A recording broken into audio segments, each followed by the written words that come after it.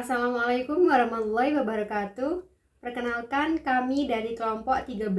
Di sini kami akan menjelaskan materi mengenai konseling sebagai helping relationship. Untuk yang pertama yaitu pengertian konseling. Konseling merupakan suatu hubungan yang bersifat membantu, yaitu adanya interaksi antara konselor dan klien dalam suatu kondisi yang membuat kondisi atau klien tersebut terbantu dalam mencapai perubahan dan belajar membuat keputusan sendiri, serta bertanggung jawab atas keputusan yang ia ambil.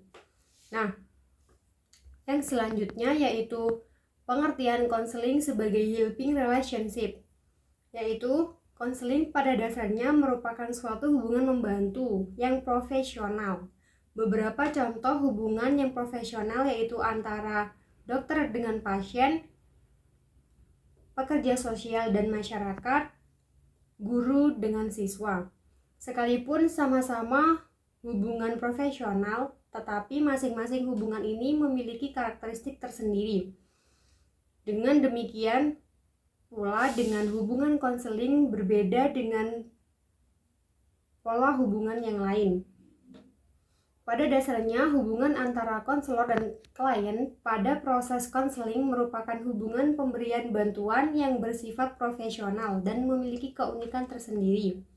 Profesional dalam hal ini dikarenakan didasarkan pada pengetahuan khas, menerapkan suatu teknik intelektual dalam suatu pertemuan khusus dengan orang lain atau klien, agar klien tersebut dapat lebih efektif menghadapi dilema, pertentangan-pertentangan, dan konflik yang terjadi pada dirinya. Keunikan ini tercermin pada kekhususan karakteristik yang terjadi antara konselor dan klien. Kekhususan ini dapat dilihat dari sasaran yang dibantu oleh konselor, metode hubungannya, dan masalah yang dihadapi oleh klien. Yang selanjutnya akan dijelaskan oleh rekan saya.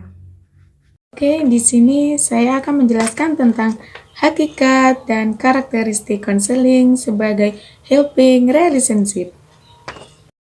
Hakikat dan karakteristik konseling sebagai helping relationship, pada hakikatnya, hubungan dalam konseling itu bersifat membantu. Hubungan membantu itu berbeda dengan memberi. Jadi, konseling itu hanya membantu, bukan memberi atau mengambil alih pekerjaan orang lain. Oke. Konseling sendiri itu memberi motivasi, memberi semangat kepada si konseli. Membantu tetapi memberi kepercayaan kepada klien untuk bertanggung jawab dan menyelesaikan segala masalah yang dihadapinya. Jadi, jangan salah perspeksi kalau klien itu jangan memberikan semua masalah kepada konselor. Konselor sendiri memiliki masalah tersendiri, ya kan? Tetapi, konselor memberikan motivasi kepada klien untuk memberi bertanggung jawab terhadap dirinya sendiri untuk mengatasi permasalahannya. Jadi, konselor hanya memberikan bagaimana sih cara menyelesaikan masalah kamu, bagaimana caranya, bagaimana ini itu, dan yang lebih baik melakukan apa. Jadi, si konselor itu hanya memberikan pandangan kepada klien untuk yang terbaik. Adapun menurut Surya, ada beberapa kualitas hubungan konseling yang tidak dapat dijumpai dalam hubungan lain. Yang pertama ialah ketulusan konselor dalam melakukan hubungan membantu ditandai dengan adanya sikap ramah tamah, hangat, bersahabat, dan lain sebagainya. Dapat menggugah klien untuk lebih meyakini dirinya. Jadi, si konselor harus memiliki sifat yang sikap ramah tamah, hangat, tulus, dan bersahabat kepada si klien. Jadi si klien bisa cerita terbuka, cerita secara bebas, dia tidak merasa tertekan dengan apapun, oke?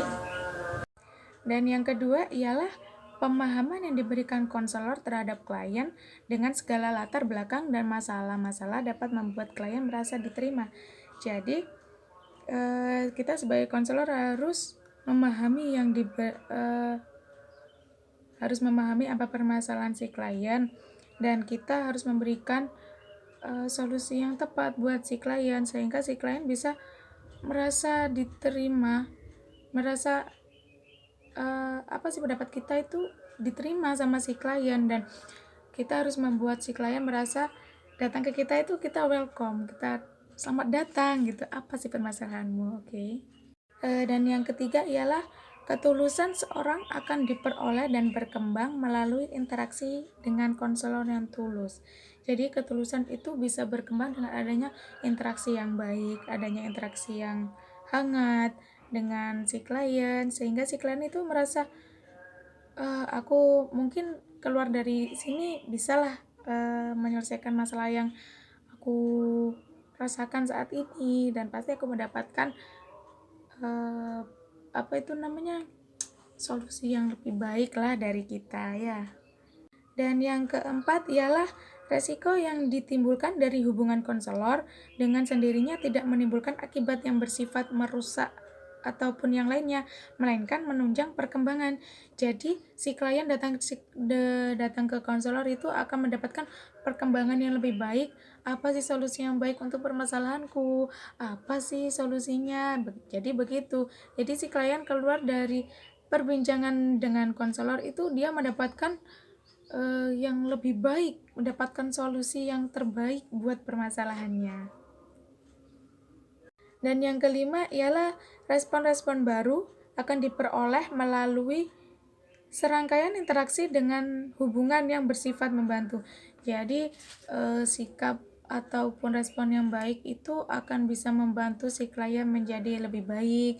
Dari permasalahan tersebut akan menjadi lebih rendah, dari pikiran dia yang sumpek ataupun apa, dia menjadi lebih baik, menjadi lebih plong dalam mencari solusi, dan dia bisa menerima solusi apa yang kita beri saat ini. Jadi dia keluar itu ada solusi, ada pandangan, aku harus menyelesaikan dengan cara seperti ini. Selanjutnya, tahap-tahap proses konseling sebagai helping relationship. Pada dasarnya, konseling merupakan hubungan antara seorang konselor dan seorang klien atau konseli yang sifatnya terapeutis. Proses terapeutis menekankan pada pengembangan hubungan terapeutis dengan klien dan mengembangkan tindakan strategis yang efektif untuk memfasilitasi terjadinya perubahan. Nah, untuk memfasilitasi terjadinya perubahan, maka proses konseling memiliki tahap-tahapan yang sistematis. Tahapan pertama adalah membangun hubungan. Nah, tujuan dari tahap pertama ini adalah agar klien dapat menjelaskan masalahnya dan kesusahan serta alasan mengapa ia datang kepada konselor. Sangat perlu dalam konseling membangun hubungan yang positif. Konselor harus menunjukkan bahwa dirinya dapat dipercaya dan kompeten, bahwa ia adalah seorang yang kompeten untuk membantu kliennya. Yang kedua adalah identifikasi dan penilaian masalah. Dalam tahap ini, konselor mendiskusikan dengan klien apa yang mereka ingin dapatkan dari proses konseling tersebut. Nah, intinya dalam hal ini seorang konselor melakukan eksplorasi dan melakukan diagnosis apa masalah dan hasil seperti apa yang diharapkan dari konseling tersebut.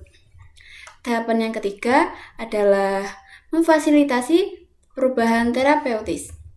Dalam tahap ini, konselor mencari strategi dan intervensi yang dapat memudahkan terjadinya perubahan. Dalam tahap ini, seorang konselor memikirkan alternatif, melakukan evaluasi dan kemungkinan konsekuensi dari berbagai alternatif atau rencana tindakan. Hal ini tentunya bekerja sama dengan klien. Jadi konselor bukan untuk membuat alternatif, membuat keputusan, namun lebih condong kepada memfasilitasi, memberikan wacana-wacana, serta pemecah masalah bagi kliennya. Tahapan yang terakhir yakni evaluasi dan terminasi. Dalam tahap ini, konselor dengan klien mengevaluasi terhadap hasil dari konseling yang telah dilakukan. Nah, indikatornya adalah sampai sejauh mana sasaran tercapai, apakah proses konseling membantu klien atau tidak. Tahapan ini ditutup dengan terminasi. Nah, dalam tahap terminasi, konselor bersama klien menyimpulkan semua kegiatan yang sudah dilalui dalam proses konseling tersebut. Selain itu, konselor dapat memberikan kemungkinan tindak lanjut terjadinya proses konseling kembali ataupun memberikan kemungkinan referral pada pihak lain yang lebih ahli dalam mengatasi masalah klien. Yang terakhir adalah kesimpulan tentang konseling sebagai helping relationship. Nah, kesimpulannya adalah bahwa konseling merupakan proses interaktif yang melibatkan seorang konselor dan seorang klien dalam hubungannya bersifat membantu. Nah, dalam hubungan ini, seorang konselor memberikan dukungan dan bimbingan dan empati untuk membantu mengatasi masalah klien, masalah pribadi, emosional, atau masalah psikologisnya. Terima kasih.